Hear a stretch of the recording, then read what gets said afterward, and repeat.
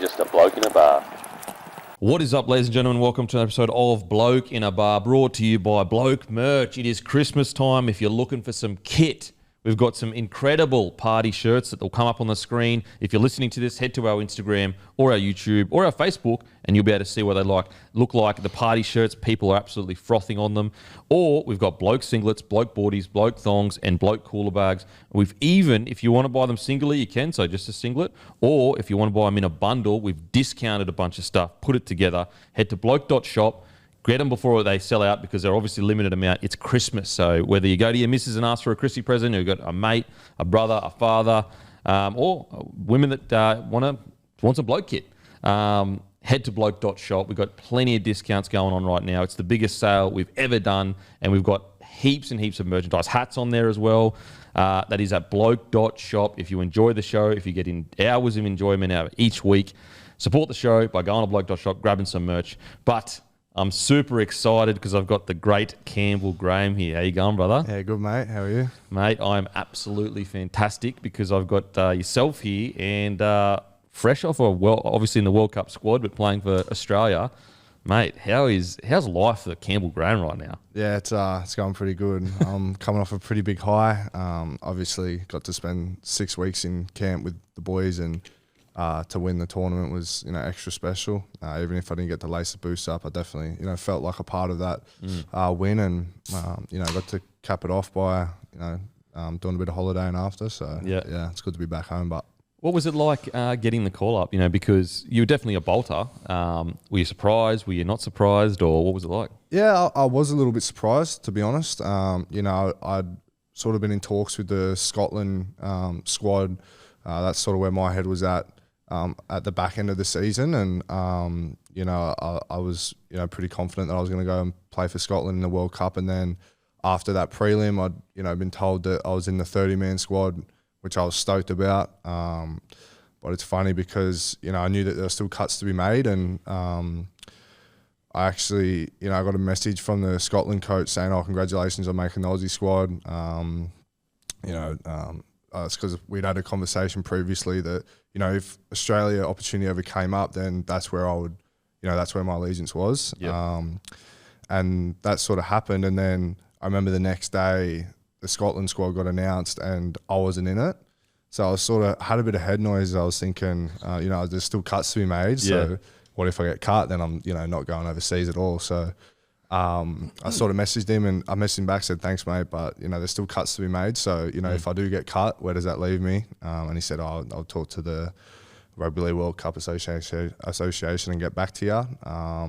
And then the day later, I was sitting at brekkie with my roomie and got a call from Mark Ellison, the head of football at South, and he sort of let me know that I made the 24, and it was a pretty emotional time. It was good, mate. What's that like? The Australian squad. Yeah, yeah, it's mental. Like, even now thinking about it, because it's sort of, my name had been tossed up for rep footy before in Origin a couple times, and that was always pretty exciting. But again, never got picked, and so that's sort of, I suppose I wasn't expecting to make the squad. I was hoping to make the squad, but I was sort of wasn't really sure. And then to know that I was going to play my first game of rep football for Australia was, I think for me, that's the pinnacle. Like, playing for my country, it's crazy. You just look at the teams that have come before and players who have played for Australia. It's just mental to think that I'd have that opportunity. So yeah, extremely grateful. So you roll up to the airport. Did you all catch a flight together or in separate? Yeah, well, we actually met at a hotel in Sydney at Mascot, right near the airport before. So I pulled up there. Was pretty nervous. I knew a few of the boys before, been in Origin camps and that before.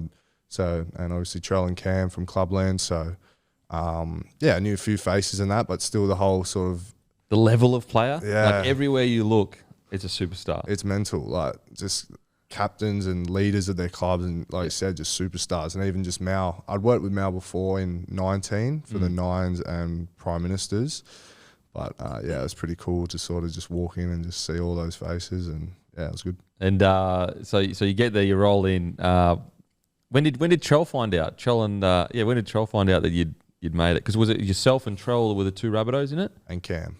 And Yeah. I can't believe. So, Nice. Cam, Yeah. don't delete my number. Bro. I love you. You know I love you. When did they find out that you'd made it? Well, they both messaged me, you know, probably the day before we went into camp. Yeah.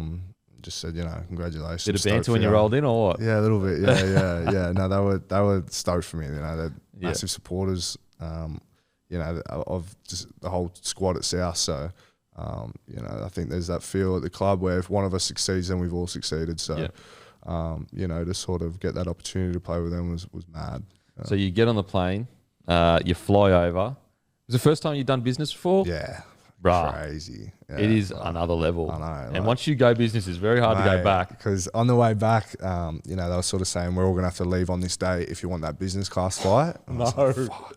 But then Tristan, who was our manager, he managed to pull a few strings as he does so well, and managed to make it. You could leave any date you wanted, but it just had to be from London or Manchester. So managed to pull that off. I was stoked for that because like, it just helps so much. Mate, like, especially like, and like you're currently playing, so it's like your body, all that kind of stuff. Right, like me, but as an ex-player, like even when I'm just flying, you know, weekly up into the Gold Coast, like my back's sore, my knees are sore because you're like this, man. I'm small too. my legs are too long for those economy yeah, you are seats, fucking huge too. Yeah. Yeah, okay. Funny story, actually, just quickly. So when I was signing with the Warriors, and I was like, fuck, what would have been 21 years old, like just a fucking whippersnapper, no idea what's going on. They flew me over first class, and so like to like take me through Auckland, and so fully bedazzled me. Like I'm going, oh my god, I can't believe I'm sitting in first class. I was gonna shit. Anyway, so go there, and I'm like high on life, like wow. Like, this is how far I've come. Like, I'm getting flown over in first class. Oldest trick. Yeah, mate, guess where I was on the way back? Back in economy. Yeah. I was like, these motherfuckers got me. They got me a fucking beauty. Hook, line, sinker. Oh, man. Okay, so you get over there. And what was it like that first training session in regards to the standard? Yeah, I was pretty nervous for that, I remember. You know, as I said, I'd been in Origin camps where the standard's fucking real high as well. But again, Australia's a step above that. It's the best, you know, of the Origin players in the squad. So one thing I noticed throughout, not just the first session, but just throughout the whole camp was just the communication level.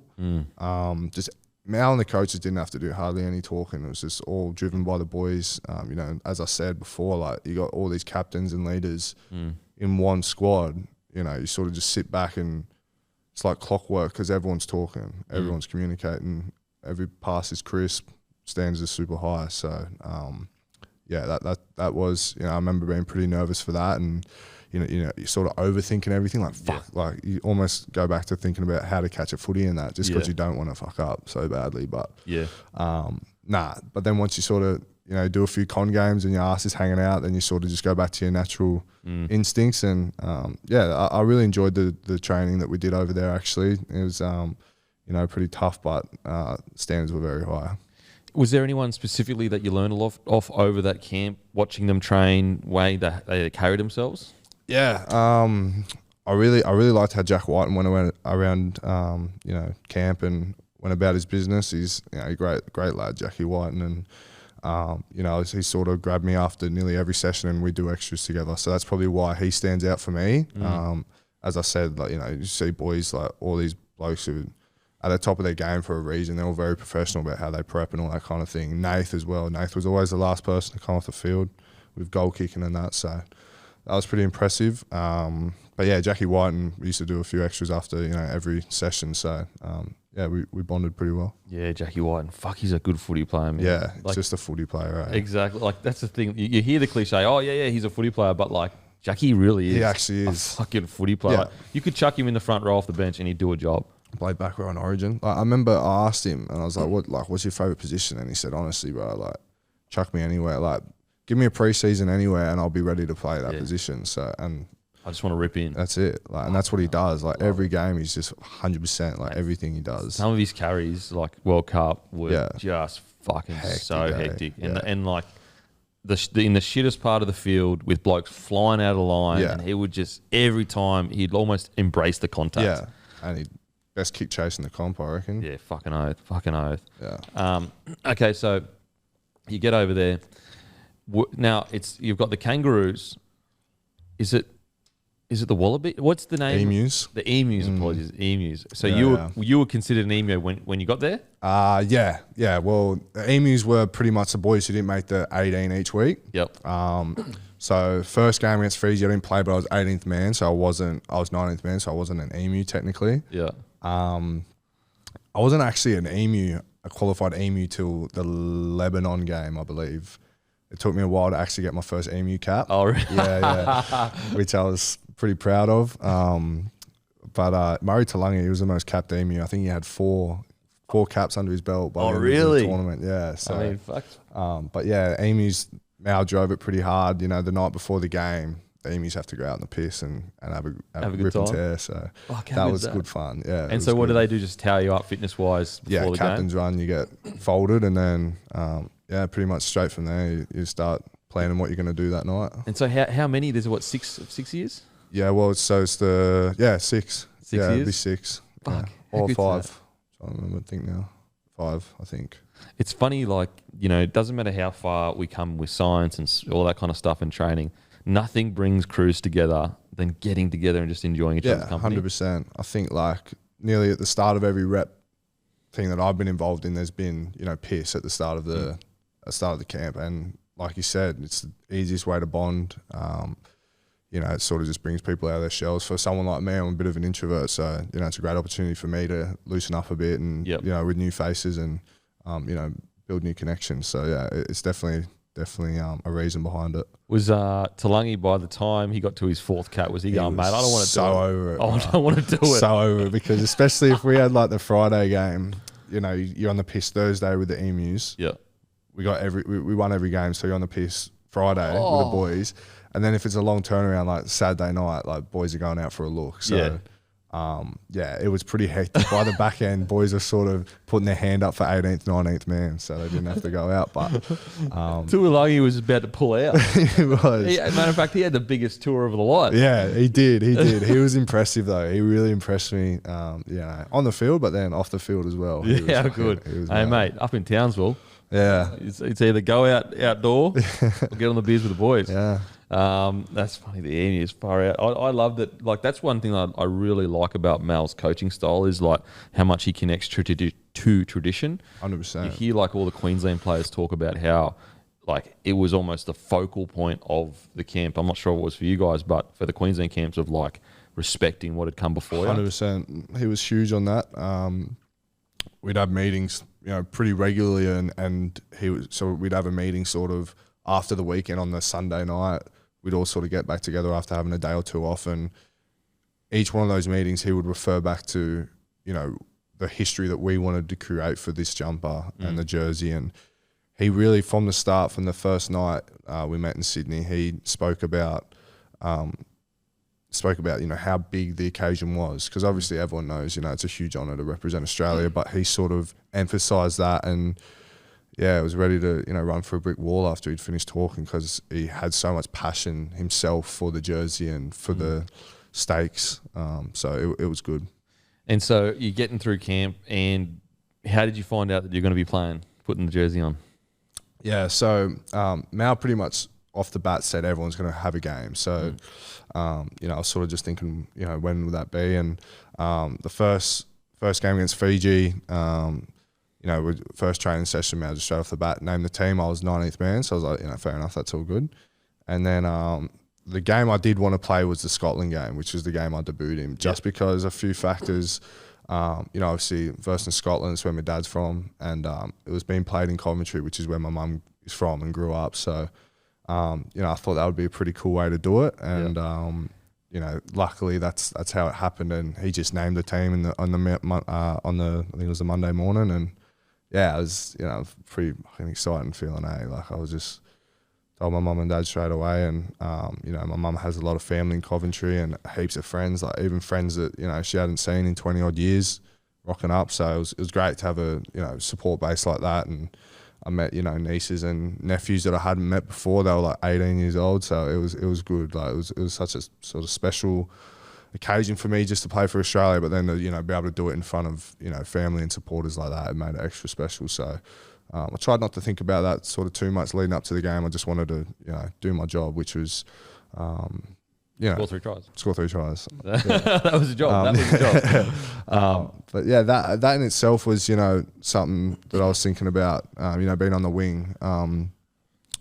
Obviously, I hadn't played on the wing since my 50th NRL game, which I had a Barry, dropped a couple balls and bombed a try. So yeah, head noise massive. There was a little bit of head noise there. But Mouse sort of said, you know, if you're going to be in this team, I see you as a winger. Yep. And I, you know, from the jump, so I was like, yep, cool. That's where my head was at. And I suppose when you're playing in a team like that, outside, you know, Jack White and Cleary and Marto or Jeremiah, whoever was there, you know, your job's pretty easy, really. Yep. Like, obviously, my main focus was just chatting heaps and just fucking running hard. So, yeah, that's what I try to do.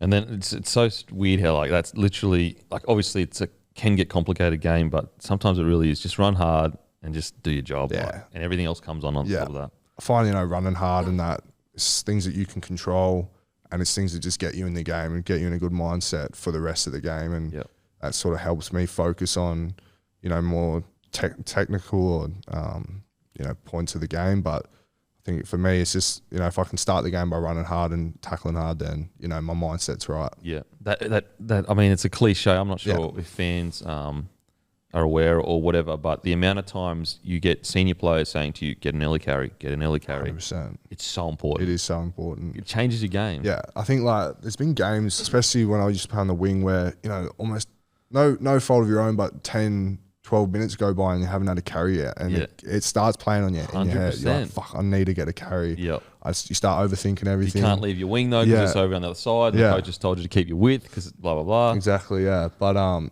yeah, for whatever reason, but it is an important, especially as an outside back, obviously, because it can happen. It's important to get in early and try to get your hands dirty, I reckon. And just you get that contact out of the way. Yeah. And I don't know, it just focuses you in. I reckon. You stop thinking about like all that. Yeah. And you're just thinking about that. Now you're just in the zone of the game. Yeah. 100%.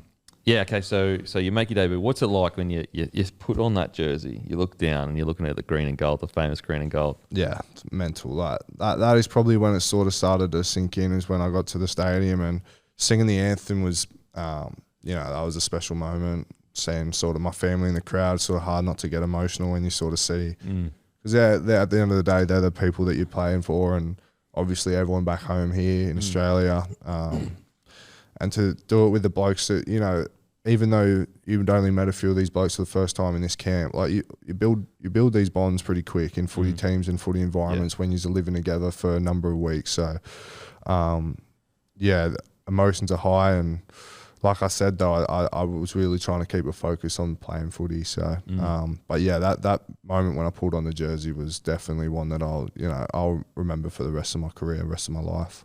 And so you obviously play against Italy, and then you know, obviously the boys go on to win. What was it like, the feeling in camp heading in towards, like, New Zealand versus Australia, like, was craziness. Craziness. Yeah. And then what was it like for that? Then also having to deal with this, like, juggernaut of Samoa, in the sense of, like, it's almost like the world stopped for Samoa. Yeah. And it almost became like you guys, definitely not the underdogs, but like, we're just kind of like, oh, everyone's so happy to see Samoa there, like they're forgetting that Australia are there to be there, kind of thing. Yeah, I think from the jump we were aware that not many people outside of Australia wanted us to win. You know, obviously there was a massive support behind England. Being in England, I sort of felt like the tournament was built for them. Like a lot of sort of the hype was around them. Fair enough, it's their home country, and that's probably the way it should be. And, you know, I think when Samoa knocked them off, people were like, all right, well, now we're getting behind Samoa. Like, because that was impressive. That game was mental. You know, the way they won it. And were you boys watching it together? We weren't together, but everyone was watching it somewhere. And, yeah, just the way they won and the grit that they showed was impressive as. And, like I said, you know, you had The Rock giving them a shout out and stuff like that. So, to be honest, I think that's just mad for the game. I think that's just sick that, you know, people like that are recognising, you know, how far our game's progressing. And but in saying that, you know, we were like, well, we're the best. Like we need to prove that we're the best in the world. And we knew New Zealand was going to be a tough one, and the boys they dug deep for that game. That was impressive, as I thought. Liam Martin, went out there and was just whacking blokes, and I thought across the board, all the boys played extremely well and tough. It was a tough win. So I think we'll battle hard for the final. And but you look at Samoa, they had some impressive players. Boys that can just pull shit out of their arse. So, but that occasion was huge, and when we rocked up to the final, you could tell who they were backing. They were all backing Samoa. Yep. We copped boos when we were running out, or the boys copped boos when they were running out for warm up, and Samoa copped the mad cheer. So we knew from the jump that that who they were backing. But I suppose that just fueled the fire a bit more. Were you 18th man for? No, Emu. Yeah, so you would have gone out the night before. You've been a bit dusty at the World Cup final. So the siren goes, the boys get up. What's it like? Madness. I think, as I said earlier, you're together for 6 weeks and you're living with each other. So bonds are pretty tight by the end of that. And, when you play games together and go through tough victories, and that just creates even better bonds. And, the stage was so enormous. The girls had got up before us, which, they were hanging around and supporting us. And at Old Trafford, like that stadium's easily the best stadium. Some courts pretty mad, but Old Trafford is pretty, it's pretty right, special. You're not a Queenslander, so you don't say Suncorp's good. I get it. Redfern Oval's still the GOAT. But Old Trafford was sick. And just have that, that support, or the fans that were out there, and the noise and everything, and then to get that win, as it was said, it was a goal that we'd set 6 weeks before. We knew we had a lot of work before we got to that point, and just to know that we were able to tick all that off, and again prove that we're still the best country in the world at rugby league was special. So great feeling. Yeah, because getting ranked 4th before the World Cup. You're kidding, mate. Whoever did that, oh my God, you have had a Barry Crocker, seriously. 4th. Yeah. Oh my, give me a fucking break. Okay. So obviously you get the win, the boys celebrate. Any good stories from the boys celebrating the win? I mean, obviously the ones you can actually ones that I could share. I don't know about ones I could share. Who indulged the most? Liam Martin indulged a lot at the start of the camp. I think we went out 3 times and he'd lost his wallet twice and his phone once. So he really ripped in. Especially he took his chance of being an emu with both hands. I think we found him down in the lobby one morning when we were going out for a team walk. So. But he's a legend. Yeah, he ripped in. It was good. It was good fun. And Mao sort of got around it, and that's their job as an emu. Yeah, get the boys exactly up. Exactly right. So there were a few good performances from the boys. But overall, it was a fun tour. But probably a few stories I'll have to keep my mouth closed about. Were there any crashes and burns in the sense of boys that talk a big game and then fucking just go to bed at 11 o'clock? Don't have to name names. You know what? I'm probably a backdoor specialist. You're a backdoor specialist? I am, yeah. I do. Okay. I'm sick for a backdoor when the opportunity arises. But there's a few surprise. Well, not for me, but Cam Murray, he's always someone who I think people are surprised at, because comes across as this guy who's got his head screwed on tight, and he's he's just does everything right. But once he's on the piss, he actually is like a different person. Oh, really? He turns into this. He's bullied me the last three Mad Mondays, I reckon. Oh my God! And I remember it at we're in Manchester, and it was been 6 in the morning, and he was just banging on my door, and he's going, "Why are you going to sleep already?" Like, mate, it's 6 in the morning. Go to bed. Fuck. But, wow. Yeah, no, he can turn it on when he wants. Okay. So we've one of those blokes. Yeah. You know what? He's earned it. He's earned the right. No, he has. Yeah. So, I mean, what an incredible experience. Absolutely incredible experience for you. We'll be right back to Campbell Graham in just a moment. This podcast is powered by Bloke Beer. In New South Wales and ACT, we're in every single Celebrations, Bottle-O, Porter's Liquor, and IGA Plus Liquor. So if you love the show, head there, Grab Bloke in a Bar, give it a crack. It's an easy drinking, smooth lager, not fruity, not hoppy, beer that tastes like real beer. And it's beer for blokes that turn up for their family, mates, and good times. We've also got mid-strength out. We're in hundreds of stores across Queensland, New South Wales, ACT, Victoria. We've got a store locator on our website, blokeinabar.com. You put in your postcode or your address or your suburb, it'll show you the closest stockist of Bloke beer. Plus, if you go to bloke.shop, we got discounted merchandise right now, perfect for Christmas. But let's get back to the chat with Campbell Graham. But yeah, it takes us back to a young fella, mate. Young fella. Obviously, basically, your parents, your father is from Glasgow and your mother's from Coventry in England, as you said. Yep. Played for the Coogee Wombats. Yep. So you from like the Coogee area? Yeah, well, I grew up in Kensington, which is 5-10 minutes from Coogee. Lived in Malabar for a few years. Now I'm back at my place in Kingsford. So I've been eastern suburbs, South Sydney my whole life. Yeah. Played for Maroubra Lions. They were my first club. From the ages of probably, I played soccer when I was, real young because my dad, wanted me to play soccer being the Scotsman. So got to about 9 years old and my cousin was a massive league fan and I looked up to him a lot, and then a lot of my mates at school were sort of into rugby league, so I was like, I'll give that a crack. Started playing both, and then I was like, nah, rugby league's for me. I want to play rugby league, and played Maroubra Lions till about under 14s, and then played 15s to probably 16s with the Wombats. And then obviously played all my junior rep footy with South, which I'm very grateful for because I was able to sort of stay at my parents' house around my mates, through pretty much all my high school years and through my early 20s. So I've been very fortunate that I haven't had to move away from home and adjust like that, and I love the area. So I'm tired. I'm very tied in here, so it's good.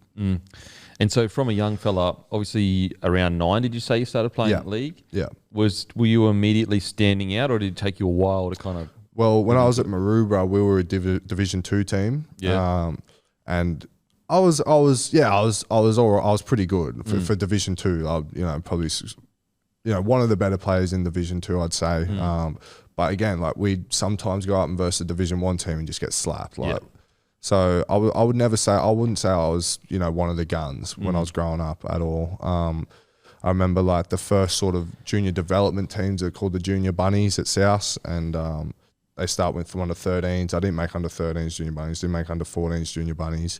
Made 15s junior bunnies, didn't make Harold Matts a year up.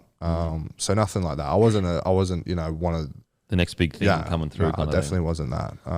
What position did you play in those years? Centres. Yeah, I played centres pretty much right up until 20s, and then I jumped on the wing. Were you always tall as shit? Yeah, I was always long as. Yeah, I was sort of. I reckon I got my longest when I was probably Harold Matts SG Ball. I was just skin and bone and just like as. Did you struggle with that, the sizing of, in the sense of because blokes can chop ya and all that kind of stuff, and the agility of it all, or not really? I don't think so, really. Like I definitely could get folded from time to time because I was so light and long. I'm a pretty good target for shorter, stockier blokes. But I think for me, I sort of being in the centres, I sort of always loved a tough carry and that kind of thing. I was never sort of, afraid to get in and get my hands dirty. But I don't think that was ever something I was like, I need to get bigger or stronger. I sort of just knew that I always did love my weights, but I knew that I would naturally sort of start filling out and getting stronger. So, it wasn't too bad. It wasn't too much of an issue. Was it always like, okay, I've followed Rabbitohs since I was 9 years old, and I want to play for them? Or was it like when I was 15, 16, I realised, this might be a thing? Yeah, well, I'd obviously always been a massive league fan, love watching South. And you're right. Like when I was 15, 16, I loved footy and I took it seriously when I was playing rep footy and that, but I wasn't thinking in my head, I'm going to play for South. Like that's me. Like I enjoyed going out with my mates, like just hanging out with my mates and that. But then I'd say once it sort of got to SG Ball a year young, so I probably would have been at 17. I was thinking like, I reckon I can like really have a crack at this. Like I want to have a crack at this. Like I love it and I want to see how far I can go with this. And then I played 20s after my first year of ball, and that was when I was sort of like, I really started sort of narrowing my focus to being the best footy player I could be, in terms of, you know, understanding that, you know, I had to make sacrifices in terms, I had to miss out on things in terms of, you know, if I had training the next day or something like that, and I was, you know, able to do that. And yeah, at the start it's kind of hard. You like, you know, your mates are going out doing something, you know, when you're 17, there's a party on your G-Days, but you know, if you can't go, you're like, fuck. But I always knew in the grand scheme of things, like it wasn't a sacrifice really in the grand scheme of things. It wasn't a sacrifice because I wouldn't want to be doing anything else. So yeah, I'd say around 16, 17, I was like, yeah, I want to give this a crack. I remember growing up and like there was one time I would have been maybe 16 or something for years and years, like not going anywhere. And I had soccer the next day, and like the next day woke up really tired. I don't even think I drunk or anything. I just went to my mate's house and we were just hanging out for the night for whatever.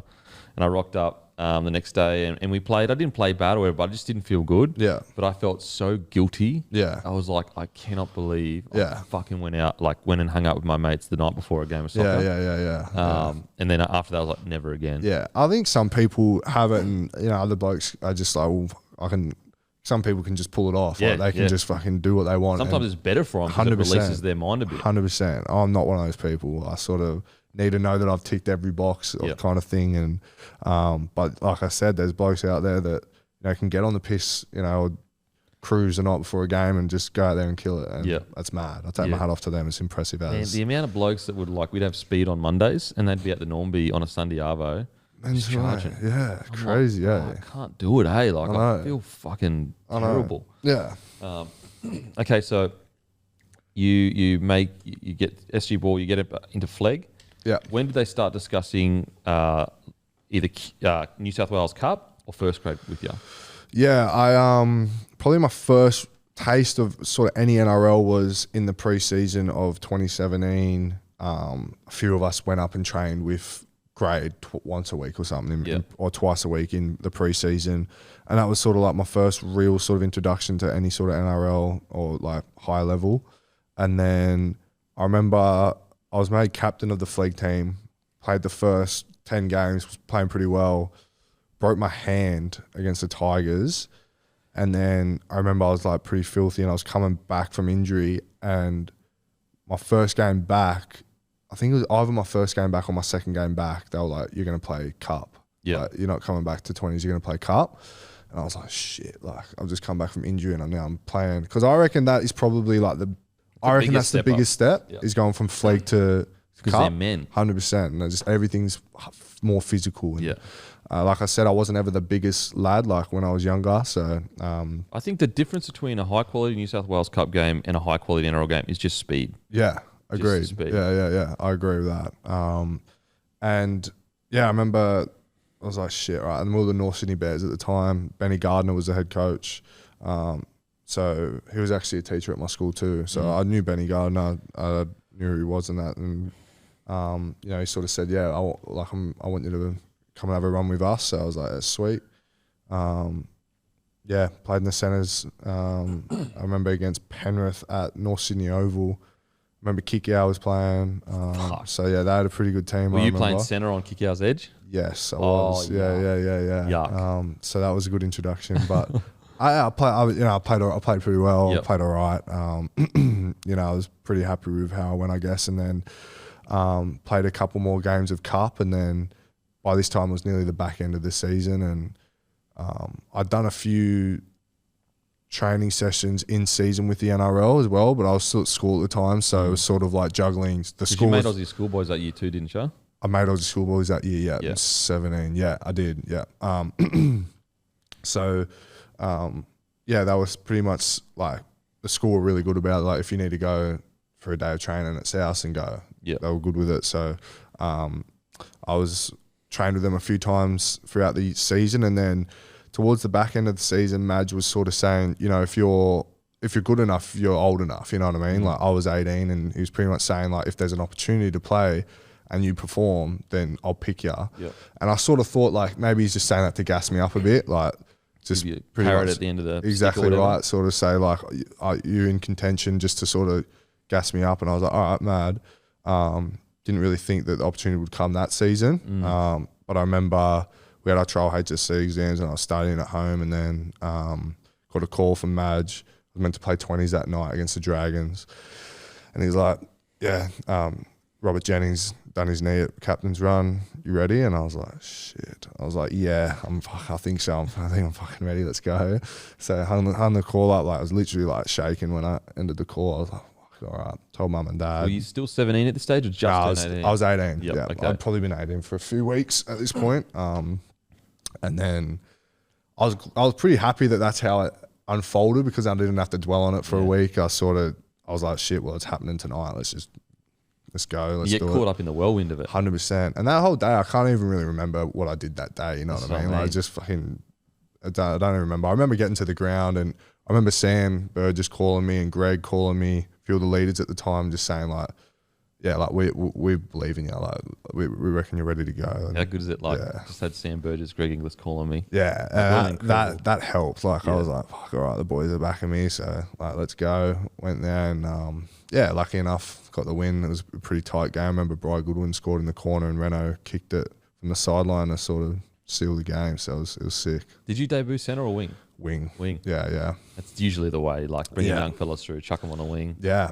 I don't think I didn't play centre again until like I said, like after my 50 game. Yeah. Wow. I went the other way. I debuted at fullback. Did you? And then got put to the wing. Yeah, right. Because obviously, I debuted at fullback because Carmichael Hunt. So obviously, I'm not going to take fucking Carmichael Hunt's spot. Yeah. Okay, so what do you remember from the day? Actually, quickly, how'd you go in your HSC? Don't know. Never checked it. Swear to God. I never checked it. I thought I didn't need to. I was like, I'm playing first grade. Why am I checking my HSC? Good. No, I didn't check it. What do you remember specifically from the game? You know, like, for example, me personally, I remember this all week. I was really nervous, thinking about it. And then I remember sitting in the Manly changing room before the game, and the most bizarre calmness and confidence came over me. I've never experienced it again. Mm-hmm. It was the most, I can't explain how it happened. Yeah. I felt like superhuman. Yeah. Do you remember anything specific from your debut at all? In terms of my feelings and emotions, I won't say I felt exactly like that, but I understand what you're saying. I think it definitely, as the day progressed and as I started to get to the ground, nerves started to settle on it. Excitement probably took over, and I was like, whatever happens, like I'm just going to give it a crack, you know what I mean? So, and I remember before the game, we were in the huddle, had the jersey presser with my family and that. And then, I think I was just sort of like, well, like, I'm sort of like, I'm in this position, you know, all I got to do is go out there and just do what I've done to get me here. Yeah. So I sort of just try to simplify in my head as much as I could, and just Madge and the coaching staff, Siebes was the assistant coach at the time, they sort of assured me, you know, just go out there and just simply just run hard and just talk to your inside man, pretty much. So that definitely calmed a few nerves. But I think you're right. I understand what you're saying, where I felt it a little bit in the 21 grand final, I reckon, where like the build up to that game, I was like, fuck, like I didn't really used to get that nervous before a game, but then obviously grand final was huge. So I was like, shit, like I'm pretty nervous, like heading throughout the week, doing all the big promos and stuff for it. And then it's a big build up, but then like almost on the game day, you're like, all right, let's just play footy sort of thing. Yep.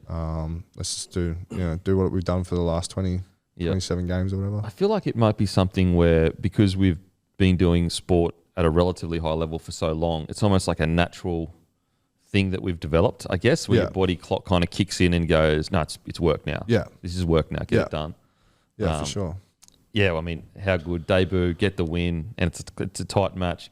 Do you remember the first time, maybe not your first preseason with first grade, as in first preseason session, but a time in early on in your career where you realise, wow, this is first grade at preseason, whether it would be a hectic wrestling session, a crazy fitness session, where you realise, like, this is another level and I have to do this every single day. Yeah, there's a couple that stand out. I remember, I think Mads did this on purpose, but my first wrestle session, I was wrestling Greg Inglis for a bit. Yeah, so I was thrown straight in the deep end, but and obviously he just had his way with me. But I think late the 2018 preseason, that's when I did my first full preseason.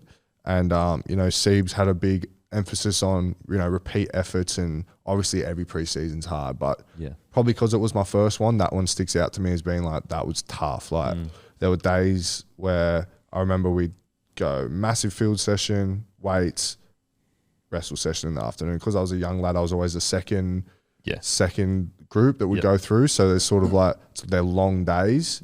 And I remember like just doing a big field session, doing gym, and then waiting around to do wrestle in like this, just up the road here in Alexandria, like just this sweat box of a like jiu-jitsu gym.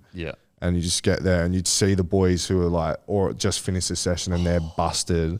And I'm just they're all eating their protein things. They're all set out from that. And you're just like, oh. And literally like there's fans in there, but they're just blowing hot air in your face. And I remember those days were like, fuck, like this is tough. Like that. I remember my body, like as every young lad does in their first preseason, like almost feels like it's breaking down.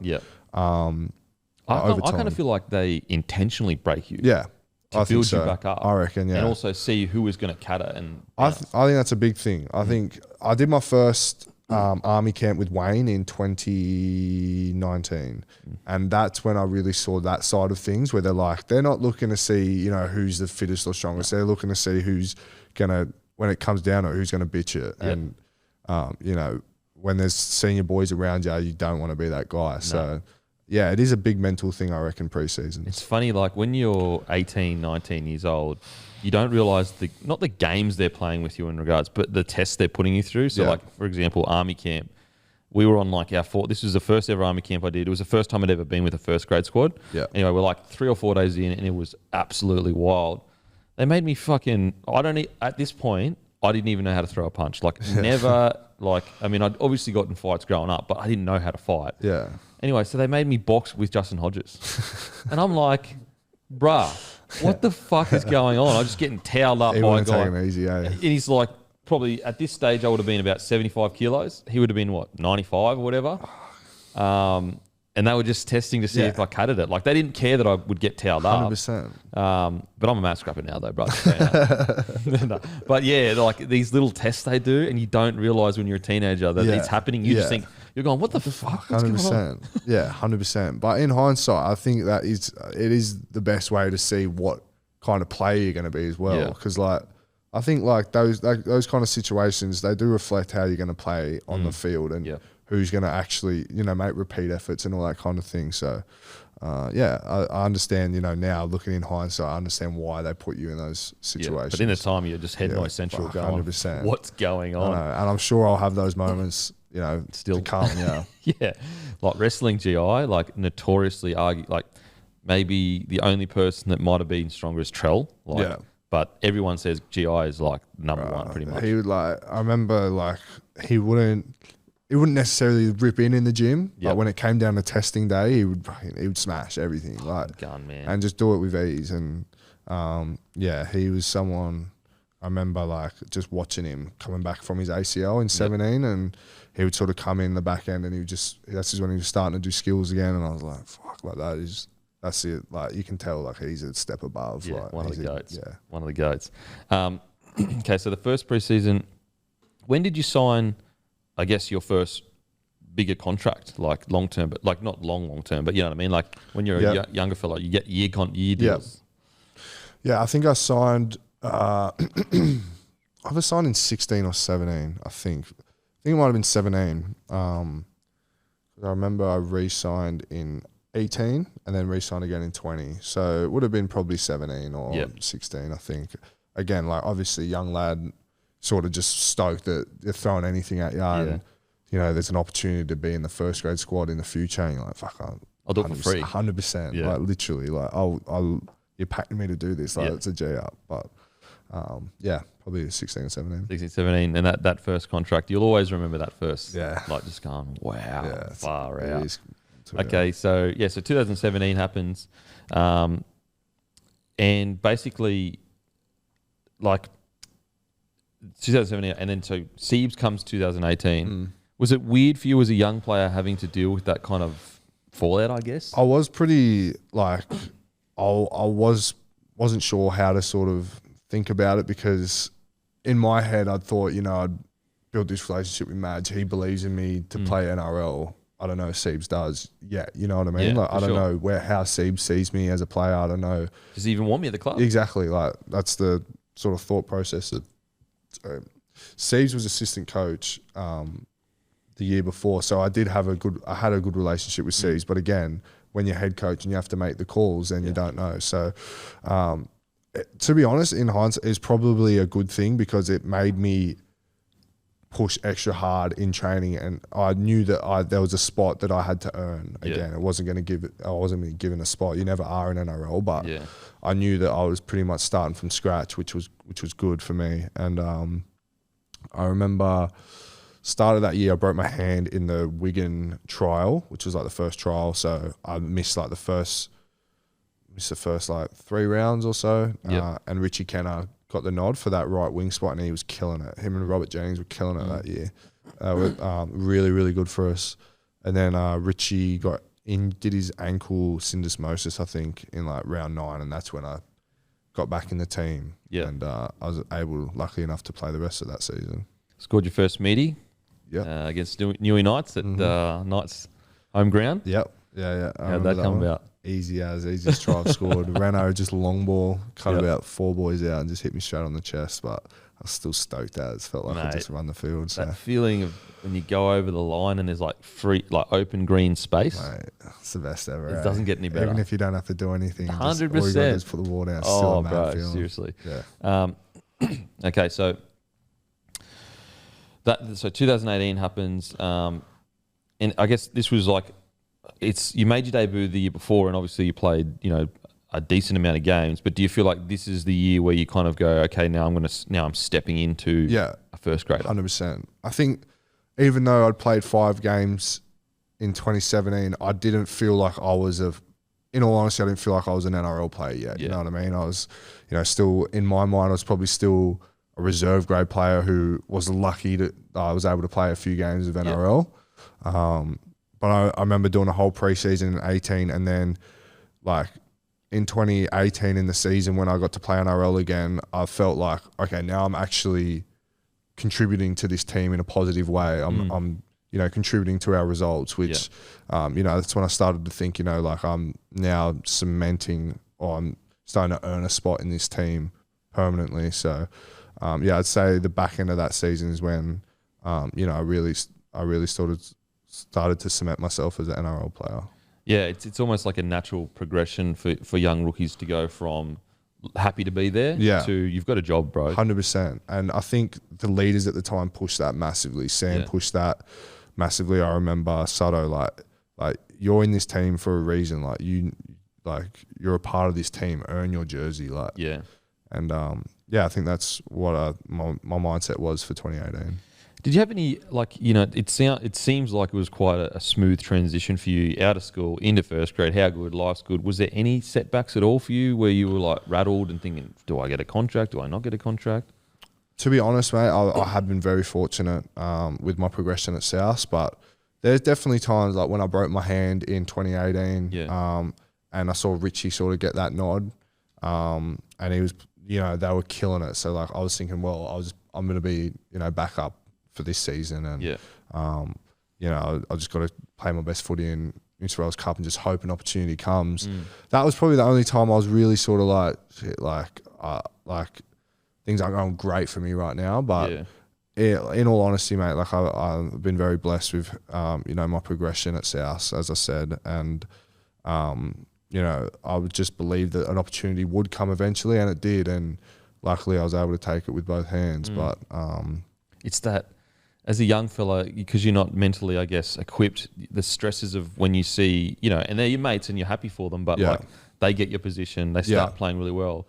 Your head starts going into spaces like, oh, am I going to be reserve grade forever? Yeah. And it's 100%. It's a weird feeling. It is a roller coaster. I think as an NRL player, a career is just a roller coaster. Like even if it looks like it's going great for a lot of the times, like there's always things that like you have a shit game and you're like, you dwell on it for a week and then, or like, you have an injury, like I had a few this year, and it never gets easier to, sit out and miss out on games and watch your boys play on the weekend. Like So yeah, it's just all a part of it. And I think experience is just knowing how to deal with that better and just understanding that is a part of the game, and you know, an opportunity will come and you just need to sort of focus on what you can control at that point in time. It's funny you say focus on what you can control. Like when I was coming through and I was at the Warriors, Brent Tate said the exact same thing to me. He was like, mate, you just be the best at what you can do, control. Everything else takes care of itself. Yeah. I didn't follow his advice, so 100%. As a young bloke, it's hard hearing that shit. So fucking hard. You're like, fuck, I just want to fucking play, but like, I want to play. I want to play first grade, and like if I don't play first grade, someone's gonna get my spot. Yeah. And then all this work's gonna be for nothing, and then no clubs want. And so, you can try to speak to the 16, 17, 18-year-old. Yeah. Like there's this one fella at the gym that I think he's a junior at the Rabbitohs actually. Oh yeah.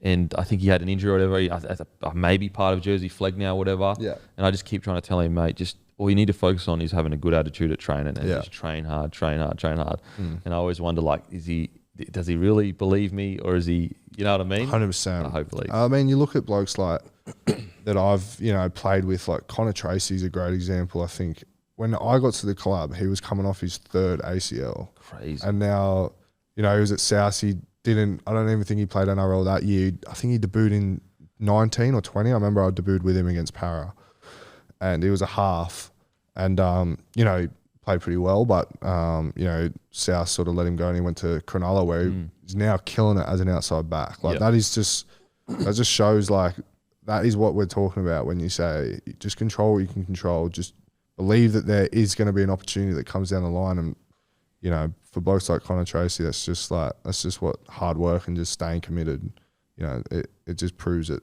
you know, can work. Cody Walker. 26 years old. Yeah. Went on to be one of the best sixers in the comp. I know, it's crazy. Like, insane. I hear some of the yarns he spins about playing for Windsor when he was like, you know, 24, and he's just thinking, what the fuck am I doing here? Like, this is shit. And like, the talent that he has. I know. Like, to think that bloke was playing in, like, I know. Absolutely wild. I know. Like, he's probably one bloke that, like, he's probably the most, like, gifted footballer I've ever trained with. Like, in terms of just what I see him doing training, and just his understanding of the game and how people will react around him.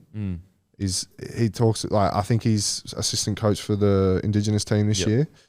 And I just see him so easily progressing into a coaching role. He does have to, if he's not as angry as he is as a player, then he'll be a great coach, because that's what he says. He says, you know, I would do coaching, but if I can just cool it down a bit and not just get pissed off if people aren't doing what I'm telling them to do. But he says that. So he's like, for me, he's probably the most impressive footballer that I've ever trained with. Because his ability to, like, just when you think he's going to hit a short runner, he just gets, or he knows to hit the short. His ability to understand timing and distance and body language, to know left, right.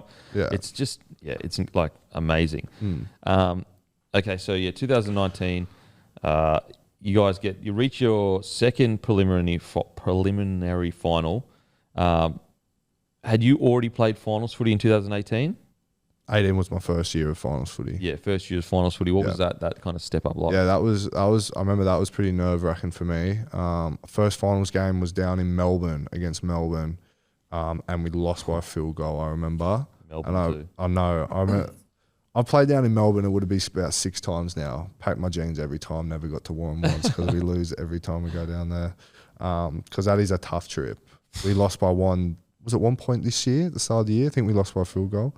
So I've been close a few times, but no cigar. But I remember that one. That was my first finals game. I remember the step up in intensity, and a game that sticks out for me, and I think this was a game that I learned a lot from, was the prelim final that year against the Chooks. I remember that was like a step up again in terms of, like, efforts on efforts. And I remember there was a couple moments in the game, looking back on, which, you know, ate me up a bit, where I sort of made a bad read and Chook scored, or I went up, you know, there was a contest in the air with Toops, and I think Momorossi scored. And I think from, you know, that was an experience where I realised the step up required to play finals footy. Yeah. So, yeah. It's almost like a start of a new season. Yeah, it really is. You know, even some of the games that we played this year in the finals, like that Chooks game was just wild. Like, Right. yeah, That was one of the craziest games I've ever seen in my life. I've never seen anything like it. yeah, and I was just so mad to be involved in. I loved it. It was madness. Like everyone just said, "Fuck it." Yeah, yeah, it was. We're mad. not taking a backward step. So it was almost like a game of chicken of like, we're just going to go as crazy. We're going to be more crazy than you. Yeah, it was mad. I loved it. Yeah. I love watching it. I would not like being out there. I would have fucking not liked being out there. Nah, joking. It would have been fucking sick. Some of the best games that I remember was the really physical ones. Yeah. And as I said, like being a winger, obviously, like I'm not doing the same things the forwards are doing. Yeah. But yeah, like for example, against the Roosters, and there was a semi-final against the Roosters. There was a prelim against the Storm. Cam Smith even says it's one of the greatest games he's ever played in. Was that the one? They beat us on the buzzer. Yeah, Greg Inglis scored, and yeah, I remember that one. Yeah, Yes, that's he did. tough. That Yes, is he tough. did. And it was on my edge too. That's all right, mate. Because like, so what happened is Ashton Sims dropped the ball. Yeah. So we had the game wrapped up. Yeah. Simsy drops the ball. They immediately transition into attack. So it's Yeah. not like, and we're on our own line. We're shot for numbers. So Hodjo used to do this thing and like where we would dummy to Was Borkham? almost try to balk him. But Yeah. so he went to pretend to shoot in and then stepped back. Yeah. But I followed him in. Yeah. And then I tried to step back. But I mean, they had like a 2 or 3 overlap. It's not your fault, mate. It's all definitely not my fault. It's definitely not my fault. But you go through your head like, could have I made the play? Like, Yeah. so for example, could have I shot before Hodjo? Yeah. And I think you can make those scenarios a lot where you're like, fuck, I could have done this to stop. But in the heat of the moment, it's tough. Like, It's you made the play that looks right at the time. Exactly. Yeah. Anyway, GR goes over and I just remember that like pictures of Lockie. Fuck. Scars me. Stings, eh? I lie in bed and think of Lockie's face every night. Yeah, sorry, bruh. Anyway, it was those games are the best games, I reckon. I think there is something like with those physical games, they're the most satisfying when you get the win. Yeah, Because you know, like, fuck, I've invested a lot into this game. Like, I'm going to be sore tomorrow. Yeah. And all the boys are looking at each other going, fuck yeah, boys. Like, that 100%. was hectic. Yeah, I think Matt Lodge like busted my SC off the kickoff, my SC joint, off the very first kickoff. I knew that was going to be sore the next day, so I was like, "Fuck, I want to at least win. Like, Yeah. I'm going to be sore Make it worth tomorrow." it. Yeah, Yeah. Okay, so 2019, you make the prelim again. You make the prelim, what, 19, 20, and then the grand final, 21? Yeah. What about when you made the under-23 Australian side? What was, because that would have been, I guess, your first Yeah. foray into seeing other superstars, I guess? Yeah, so I actually played Prime Ministers straight into Australian 9, straight into the 23. So it was like a 3-week camp, 3 different teams. Yeah. So that's what I said earlier. That was sort of my first kind of, I suppose, dabble in rep footy. Prime Ministers was sick, pretty chilled. Like, just went over there to Fiji and did a bit with the community and that, and sort of versed the Fiji team. I think it was the local Fijians though. That was cool. And then obviously Nines was sick.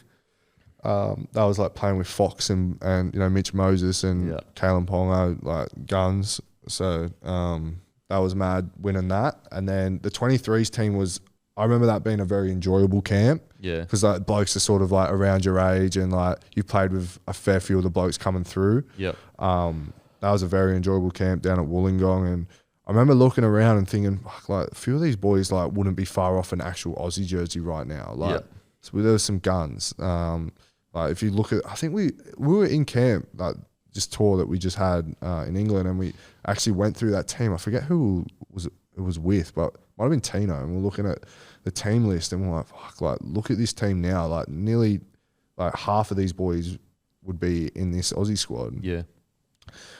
So yeah, that was a really cool experience. Sort of playing at that rep level with blokes who were around your age. Yeah. I thought that was a cool dynamic. Because like usually you go into an Australian side, like if you've got Cam Smith, Billy Slater, Darren Lockyer, Thurston, Cooper Cronk or whatever, like they're older boys. They do, like you're all mates, but they do their own thing. Yeah. Whereas boys around your age, you might be 100%. playing PlayStation together, or you want to go to certain areas together or whatever. Yeah, for sure. I thought, as I said, like that was just like a mad enjoyable time. Yep. Yeah, and I remember the the training for that was cool. We did like a pose sessions against the Kangaroos. That would have been a space out for you. That was mad. Like that was tough again. Like just doing an opposed session against them, I was thinking, fuck, like these guys are like obviously like a level above. Yeah. So now to reflect on that, when I've been with the Kangaroos, is pretty wild. Is it, as I was going to say, is it weird to think that you are now in that? It's so like there's wild. a young guy looking at you going, oh shit. It is so wild. Like thinking like that, like thinking it was only 2019. That's 3 years ago, and I was thinking, fuck, they're like a fair, like that's a future goal. Like, I suppose I didn't expect this Aussie experience for me to come so quick. I'd always, that was always a goal of mine, but yeah, it's cool. Anyway, so 2021, let's go through the season. All right. So 2021, you start the year really well, and then you have a bad mid-year. Yeah, we get slapped twice by Penrith 50. and Storm. Yep. And everyone says, actually, sorry, first let's talk about Wayne arriving to the club. Yeah, sweet. So the Seabold situation happens, and I know it was quite a relatively messy in the sense that, Rabbitohs had given him an opportunity and they wanted him to re-sign, and then he, got a huge deal from the Broncos, blah, blah, blah. Yeah. So you'd already kind of dealt with that. I assume you're a bit older now, so you understand the way rugby league works. Yeah. But then you find out Wayne's coming. Yeah. What's that like?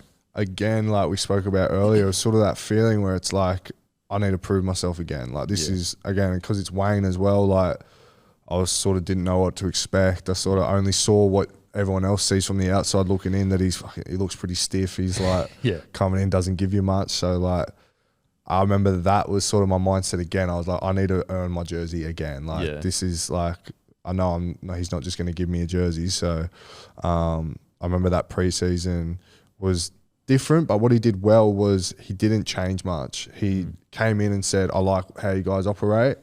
I'll change what I need to change. I don't think I need to change too much at the moment, which was good. And then I remember JD was assistant coach. He'd come with him. JD did a lot of the technical stuff. And it's funny, I think it takes you a while to work out how Wayne actually is and how he operates. Sort of at the start, you're like, fuck, I don't know like what he means by that, or like I don't know how he's like trying to tell me like what he's actually thinking. Yeah. He was getting blokes' names wrong for ages and like just funny shit like that. Like just, and you think, does he even give a fuck? Like he's just like so good like that, and wouldn't shake anyone's hands for ages.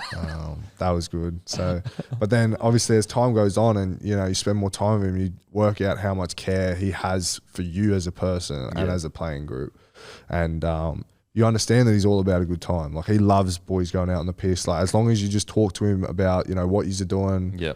Just sort of keeping him in the loop and not, as he used to say, piss on his boots and tell him it's raining. Like he wanted you to, just sort of talk to him like you're a bloke, and he would talk to you like you're a bloke. Like, so it was good. We had a perfect story when I was under Wayne.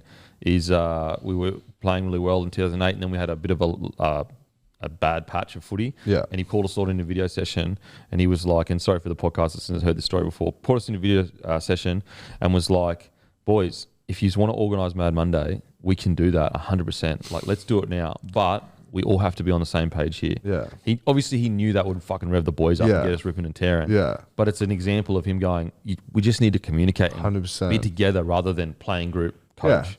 Yeah, 100%.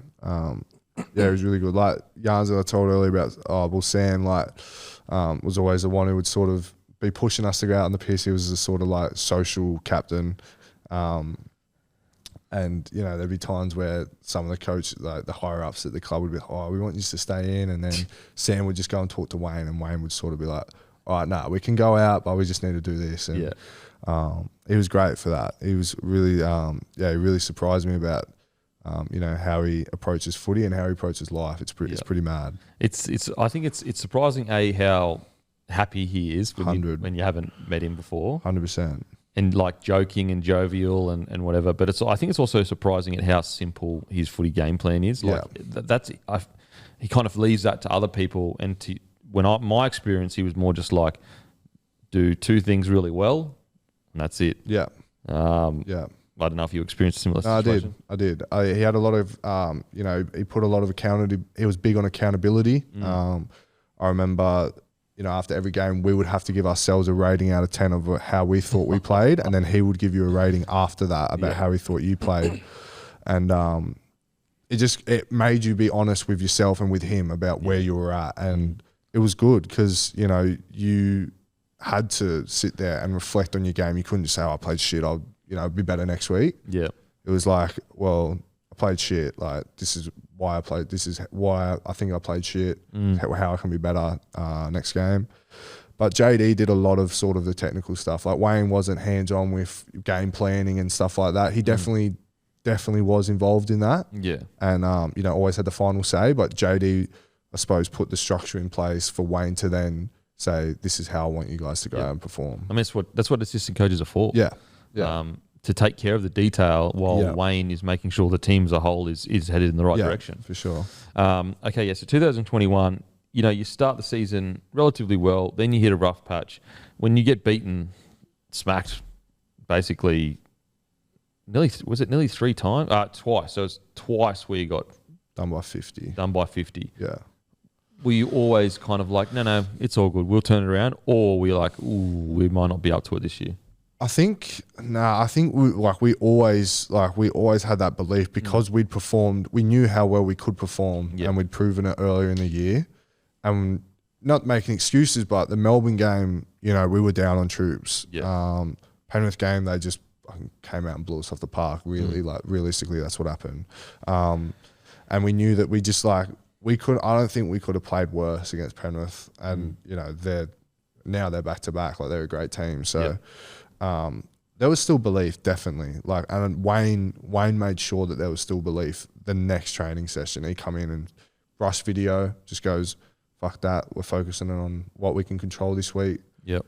You know, had a laugh got us all together. We had a mad laugh right before we went out for our first training session after that. Yeah. And I think from there, like, we just had the mindset that, like, that isn't us as a team. We know how good we can be, and we proved that in the back end of the year. Yeah, absolutely. Like, I mean, I still believed you could turn around because it was Rabbitohs. You're such a side that can just turn it on. Like, you can just go on these runs. But also, if you look, like, historically, Wayne has a tendency to do that, like, where, you know, he builds you into that final series. Yeah. Whereas you look at maybe the Melbourne Storm, you know, they're about getting early wins, consistent all the way through the year. You know, Roosters, a mixture of both, where they've actually had quite slow starts, especially 2018 when they won the comp. Penrith, I mean, at the moment, they're just fucking, you know, so good at the moment. So yeah, I always felt you could turn it around, but it was still to get all the way to the grand final, and the way you did it was amazing. So you get into the finals series, you know. Didn't you? So you upset someone first week. You beat Penrith. Then you beat Manly. Prelim.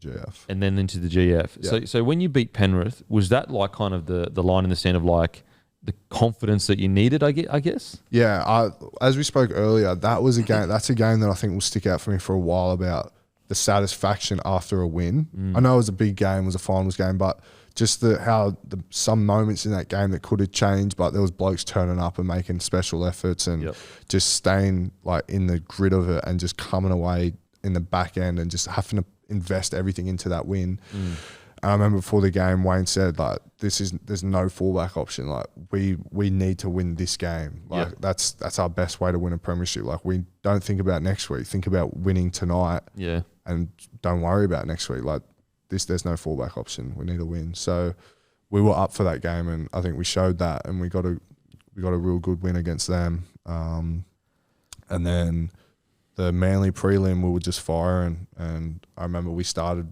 It was obviously tough at the start. The first 20, 30 minutes was tough, but then back end just stuck to our game plans, and it was a bit like clockwork at that point in the season, which, you know, it usually is with teams that go through to the grand final. You know, everyone just knows what their job is, and we come away with a pretty good win against Manly, and then the GF. And then you're leading into GF. And then the GF, yeah. What's the feeling like going into your first GF? Yeah, stress. Pretty stressful, Like, I remember, a bit like I was saying on the tour that I just had, like, we were up in the Goldie with the COVID thing, so we were a real tight bond. Like, we were a tight team. That's one thing I remember, and I contributed that to a lot of our success that year. at the back end. And I remember we had to obviously do a lot of sort of media stuff. There was a big fan day. Even though we're on the Goldie, there was heaps of South fans at our training session, which was sick. And I remember just trying, like the first, the start of the week I was chilled. I was sort of just trying to like chill, just focus on each training session, just another game of footy. But in the back of your mind, it's not. It's the grand final. So I remember we went up to Brisbane, I think 2 nights before the GF, just to stay, just to sort of have a little camp away from the families. Back on Gold Coast, just to narrow our focus. And yeah, I was nervous for that game. And then sort of game day comes around. I remember being a bit more chilled once game day come around. The night before the game, even I was feeling chilled. Like I was watching my movie and eating my chocolate, and I was chilled. And then the game day, I was chilled. And then and then to be honest, that's a bit of a blur. And then if I'm honest, the first half, second half, like most of the second half's a blur as well. Last 10 minutes keeps me up at night. Yeah, last 10 because like far out you as we were in that game. Just so close. Like that, I know, like even just right down to, I remember even the last set we had the ball, it was like probably Didn't a minute to Cam go. Murray make a break or something? Cam Murray went through off a drop. And there was just no one, like if there was just one person like support, like everyone's fucked. It's the 80th minute.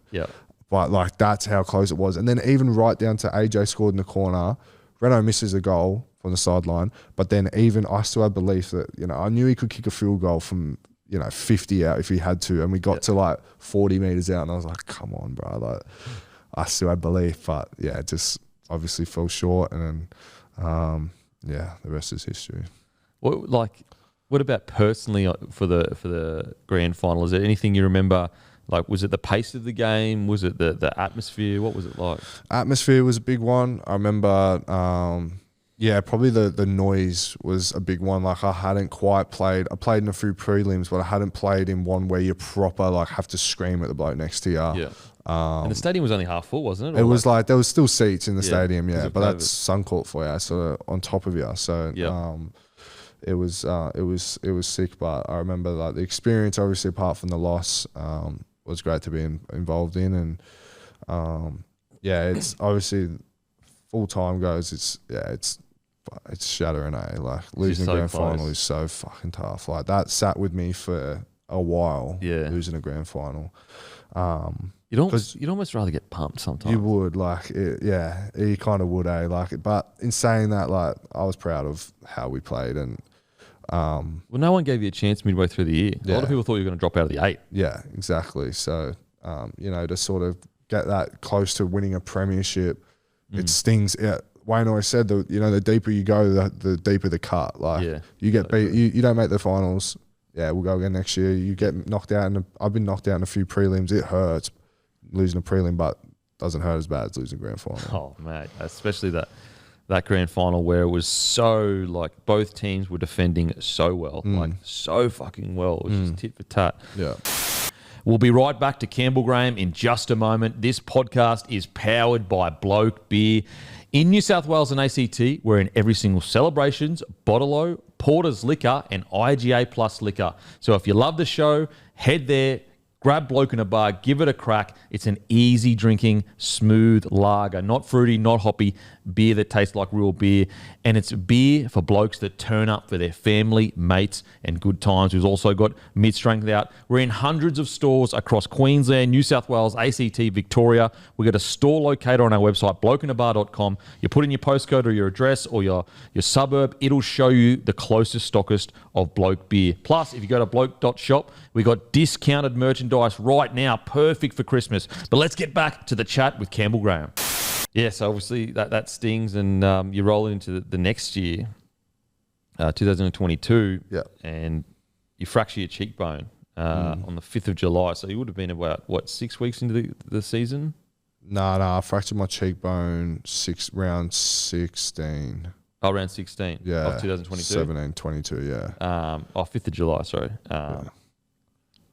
So because that's a really unique injury. Not unique as it how it happened or whatever, but unique in like getting the confidence back. To run hard again. Yeah. I actually remember in 2020, I fractured the same cheekbone Josh Reynolds accidentally kicked me in the face. Hell, yeah. Bruh. Yeah, Kick the ball, bro. I know, bruh. Fuck. But yeah, he accidentally kicked me in the face, and but the fracture was just like, it wasn't a bad fracture, but I missed a game or two. And I remember coming back from that injury, I versed Canberra, and JD even said to me after the game, he's like, you were hesitant out there. And I was like, I know I was, like, I definitely took me a while to build up confidence. So coming back from this one where I'd, had surgery, it was a much worse break.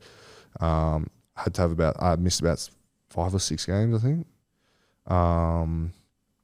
But I remember coming back and I thought, this time, like, I'm not going to be hesitant. Like, I'm like, yeah, I broke my face, but like, I'm not going to fucking take a backward step this time when I come back. So I remember the first game back was against Penrith towards the back end of the year. So I was like straight into it. I like that's grouse. So yeah, mad Leota, yeah. So I remember again a bit like we were saying earlier. After the first couple of touches, I was like, yeah, sweet, it's good to go. Yeah. When I broke my ribs, it like really, like, I broke 6 ribs and my lung collapsed. Yeah, it took the whole off season, because so the whole year when I tried to come back from it, when I did it in round 3. I tried. How'd you do it? So like I got as I was getting a quick play of the ball, like, so how someone like kind of chops your legs, and then you're falling towards your front like that to get on your hands and knees. Jerome Rapati from the Warriors missed me and flew over the top of me, and his knee went into there. Anyway, so I had to go to hospital, that kind of shit. Yeah. But because we were talking about youth earlier and rushing and thinking, fuck, like I did. So I tried to come back in 3 weeks. Yeah. Idiot. On the field against the Knights, literally, the Knights players were literally calling out, fucking go for his ribs. Which is like, that's footy. Like, 100% go for my ribs. Yeah. Got an inside ball off Lockie, boom, done. Again. Anyway, I kept trying to run, like, rush. After that, I didn't try rush back. But I didn't realise the extent of how bad the breaks were. Like, one of them was full snapped. Anyway, eventually we found out that, like, the whole season I was getting needled up, it was still broken. And so that's when I stopped playing for the season, saw the season out. That whole off season, all I could think about, because I didn't have the chance to test it or whatever. All I was thinking about was, fuck, I don't know, like, can I take contact anymore? Yeah. Is it still broken? If I heard a little click, I'll be like, oh, fuck, no, not again. Yeah. And that's how it fucks with your head. 100% it does, yeah. I remember the game I did it, I was confident I'd done some serious damage, but I played the second half with it. But for some reason, I don't know, when you're in a game, your sort of head's not really worried about that. You're like, yeah, I'm injured, but I'll get through it. Yeah.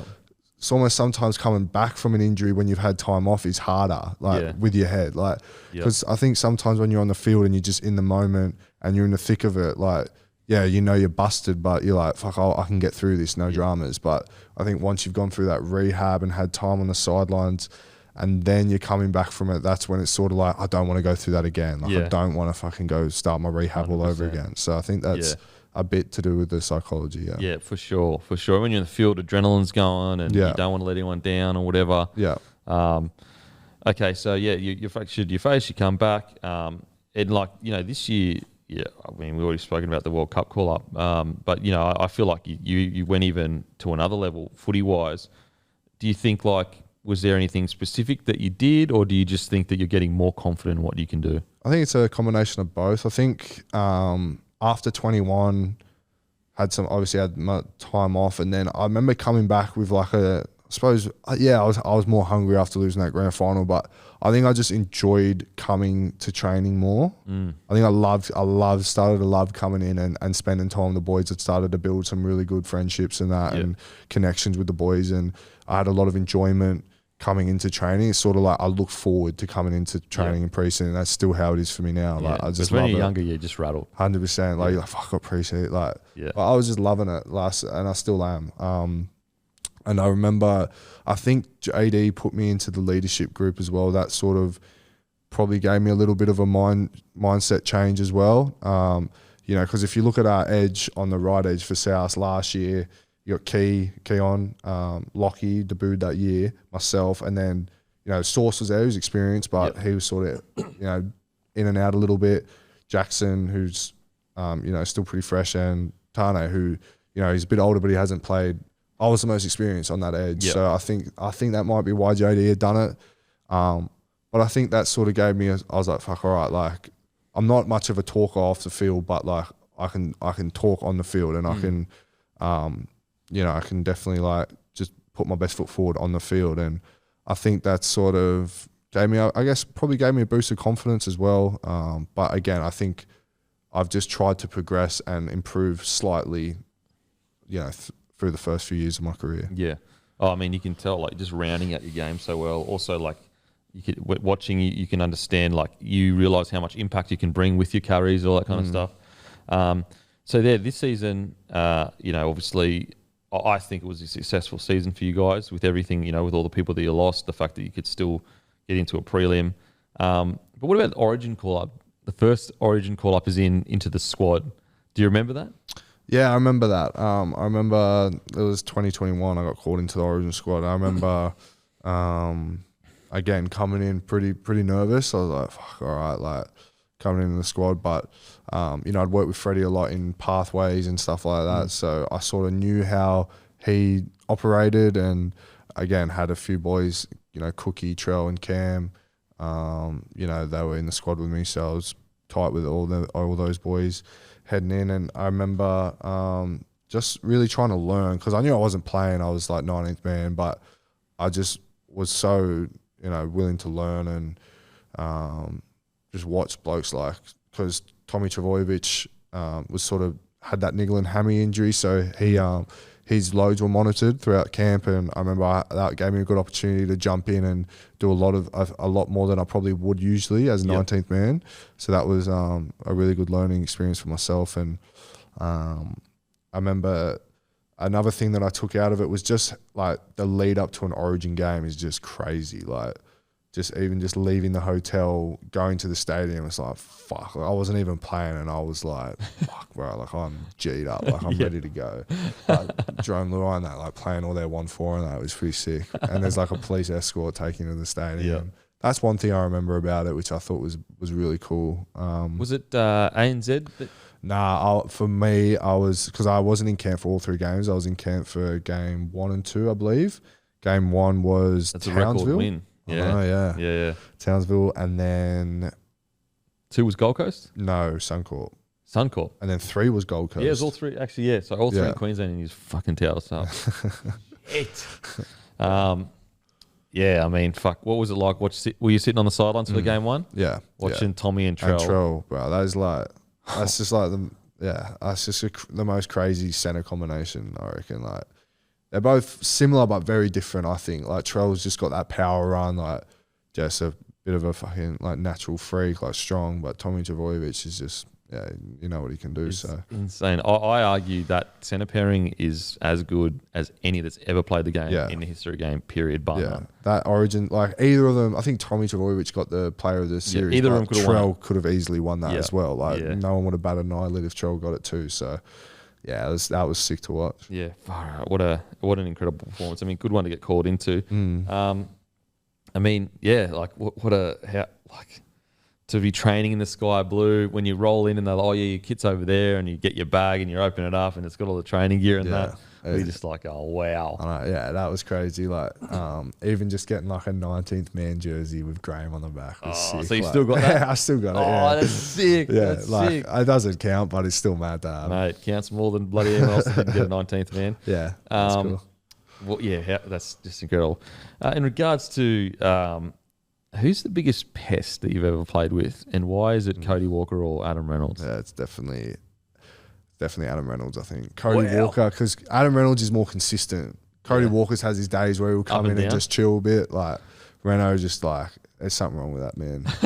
He literally like doesn't have an off button. I feel terrible for his wife. But yeah, I'm glad that he's, I don't have to put up with that now, which is good. But no, I miss him. I miss Adam Reynolds. He's great value, great energy around the club. You need him in the club, bro. You do. You fucking do. And, from all accounts and boys I've, Paddy Carrigan and that, the boys that I've spoken to, they love him up there. So, yeah, Reynolds probably takes the cake. Yep.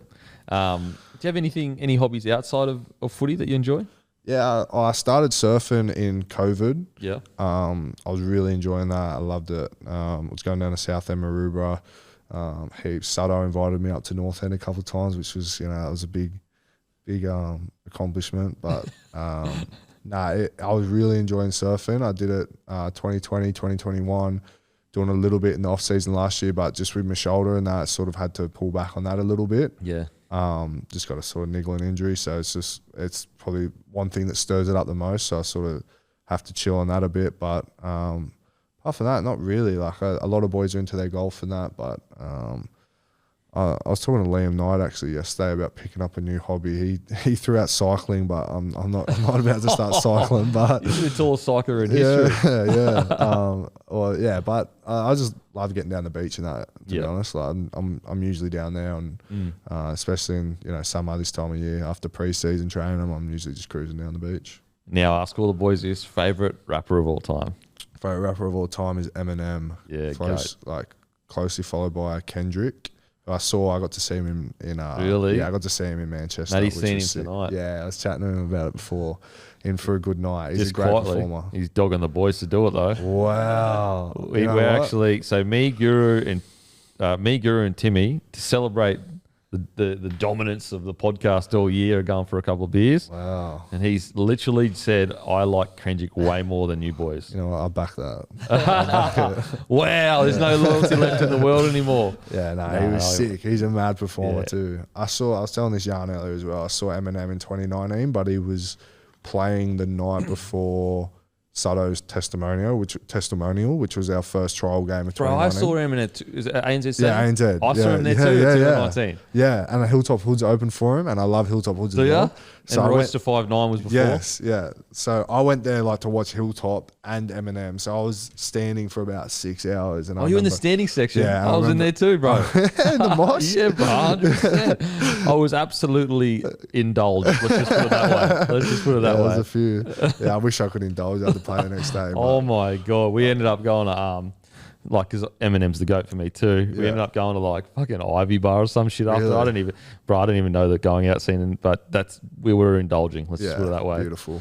Great I night. remember my legs were that sore the next day, because I had to play, and I'd literally been standing for 6 hours the night before, and I was like, fuck, if it wasn't a trial game, I wouldn't have gone. But I was I woke up the next day going, fuck, my legs are cooked. Yeah, but what an incredible, to see Eminem, one of the GOATs live.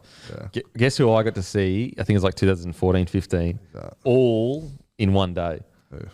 J. Cole, Kendrick, Eminem. Wow. They toured together. Did they? Yeah. In what, 14, 15? Years and years. It was called Rapture. Yeah, because Matty was saying that Kendrick opened for Eminem. Yeah, So I didn't know one. J. Cole did as well. Yeah, J. Cole's there too. J. Cole. That's a Mount Rushmore right there. And just rolling into each other. Yeah, that's it crazy. was crazy, bro. Didn't indulge as heavily there though. Okay. But indulged heavily in 2019. Yeah, beautiful. Fuck. I enjoy the concerts or festivals more than obviously going out and that. Yeah. Just because of the vibe of it all. I agree, yeah. Favorite movie of all time? This is tough. Favorite movie of all time. I really like Django Unchained. Yeah, it's a good one. Yeah, I'm a big fan of Quentin Tarantino. But man, there's at least I like The Departed. Yes, gun movie. They're probably two that stick out for me now, but I know I'll be filthy later because I remember a couple that I've missed out. The one that always gets brought up, Shawshank Redemption. Yeah, that's a safe one. And Remember the Titans. Yeah. I think that's the two most popular ones. Yeah. For me, Remember the Titans is just, I remember on every rainy day at school, they'd throw that on, so I'm a bit over that. Oh, really? Yeah. Okay, fair enough. But it's still a great movie. I can appreciate it. I think my GOAT movie still is Gladiator. Okay. Rusty. Fuck, Yeah. bruh. Gunny. So good. Yeah. So good, man. It just doesn't get better. Yeah. Mate, thank you so much for coming on, brother. So good to hear your story. And I'm sure you got fucking plenty more years, so we'll get you back on when you're done plenty more. All right. Cheers, bro. Thanks for having me. Well, thanks, bro. Cheers.